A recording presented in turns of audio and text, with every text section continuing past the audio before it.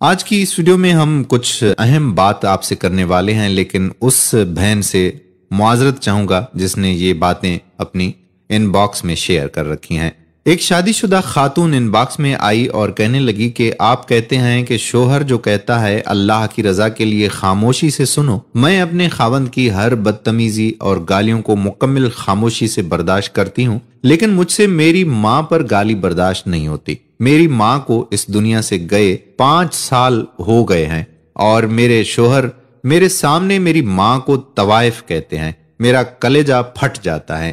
8 مہینے پہلے ماں کو اس لفظ کہنے پر شوہر سے بدتمیزی کی، آج 8 مہینے بعد بھی شوہر نے مجھ سے بات چیت بند کر رکھی ہوئی ہے۔ کیا اسلامی احکامات صرف عورتوں کے لیے ہیں کہ خاموش رہو، درگزر کرو، برداشت کرو، فرشتوں کی لعنتیں ہوں گی، شوہر سے کوئی پوچھ نہیں ہونی؟ کیا سارے عذاب صرف اور صرف بیویوں کے لیے ہی ہیں؟ واللہ اس خاتون کی ان باتوں نے آنکھیں نم کر ڈالیں۔ مزید کہنے لگیں کہ میرے خاوند کو میری ماں سے یہ گلہ ہے کہ بڑے داماد کو جہیز میں بائک دی اور مجھے نہیں دی، حالانکہ جب بڑی بہن کی شادی ہوئی اس وقت حالات بہتر تھے، لیکن پھر بابا کا انتقال ہو گیا، میری ماں نے قرض لے کر میری شادی کی، لہٰذا زیادہ سامان وہ مجھے نہ دے سکی۔ ایک ویڈیو میں میں نے کہا تھا کہ ایک شوہر سب کچھ برداشت کر سکتا ہے، لیکن بیوی کی اونچی آواز شوہر سے برداشت نہیں ہوتی، اور دوسری طرف یہ بھی حقیقت ہے کہ ایک بیوی سب کچھ برداشت کر سکتی ہے، لیکن اس کے گھر والوں کو برا بھلا کہنا یہ برداشت سے باہر ہوگا، بالخصوص ماں اور باپ کے حوالے سے۔ آپ لوگوں نے سنا تو ہوگا ہی کہ کسی کی آہ نہیں لینی چاہیے۔ یہ آہ کا کانسیپٹ صرف ماں باپ یا یتیم مسکین بچوں کے ساتھ ہی نہیں بلکہ ہر شخص کے ساتھ ہے کہ جس کا دل دکھایا گیا ہو، اس کے اندر محرم، غیر محرم، تمام رشتہ دار، دوست و اقارب اور تمام دنیا کے لوگ شامل ہیں۔ جی یہ فلاں شخص نمازی ہے، جواب ملے گا منہ پر مارو اس کی نمازیں۔ جی یہ حاجی صاحب ہے، یہ روزے دار ہے، یہ تہجد گزار ہے، مگر سارے اعمال کالے کپڑے میں لپیٹ کر منہ پر مار دیے جائیں گے۔ جواب ملے گا کہ پہلے اس شخص سے معافی لے کر آؤ جس کا دنیا میں دل دکھایا تھا، جو آنکھ دنیا میں تمہاری وجہ سے روئی تھی۔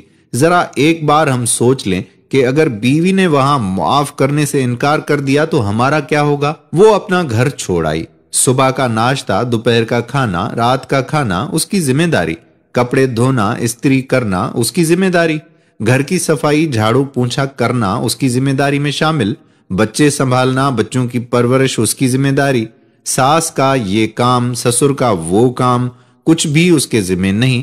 مجھے چھوڑیں کہ راہب یہ آپ کیا کہہ رہے ہیں، دنیا کے کسی بڑے عالم سے پوچھ لیں، ان میں سے کوئی ایک کام اس کے ذمہ نہیں سوائے بچوں کی پرورش کے۔ اگر وہ یہ بچے پالنے سے بھی انکار کر دے تو اس کو کوئی بھی گناہ نہیں ہے، ٹھیک ہے نا؟ لیکن وہ یہ سب کرتی ہے، سارے کام کرتی ہے، اور اس کے باوجود اسے گالیوں سے نوازنا، اس کے گھر والوں کو گالیاں دینا، سب کے سامنے اس کی تذلیل کرنا، یہ کہاں کی عقل مندی ہے؟ اسے گالیاں نہ دو، بدسلوکی نہ کرو، تمہارے بچوں کی ماں ہے، اسے سینے سے لگاؤ۔ تم اللہ کے بندے ہو، وہ بھی اللہ کی بندی ہے، اور اللہ سب کو دیکھ رہا ہے۔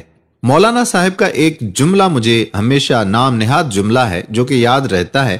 وہ اکثر اپنے بیانات میں فرماتے ہیں کہ اگر حقوق نہیں دے سکتے تو پھر روزے رکھو، لیکن کسی کی بچی کی زندگی برباد مت کرو۔ شوہر تو محافظ ہوتا ہے، اور جب محافظ ہی بیوی کو گالیاں نکالنا شروع کر دے تو پھر اس گھر میں کوئی خیر نہیں ہوگی، اور جب بیوی کے ساتھ اس طرح کا سلوک ہو گھر میں تو وہ بیوی کیسے خوش ہو سکتی ہے؟ ایک انسان آپ سے خوش نہیں تو اللہ تعالیٰ آپ سے کیسے خوش ہو سکتا ہے؟ تو اپنی بیویوں کا بہت زیادہ خیال رکھا کریں، ان کی عزت نفس کو مجروح نہ کریں، ان کو گالیاں نہ دیں، ان کو تانے نہ دیں، ان کو اس طرح کے برے الفاظ سے اور برے القاب سے نہ نوازیں۔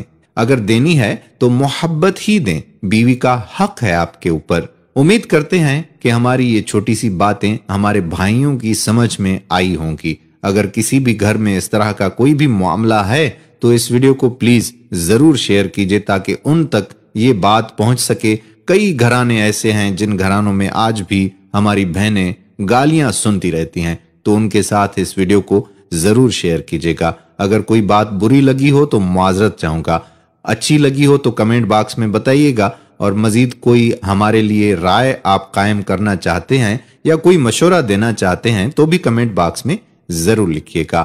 آپ کا میزبان قادر بخش کلہوڑو آپ سے اجازت چاہتا ہے. اللہ حافظ.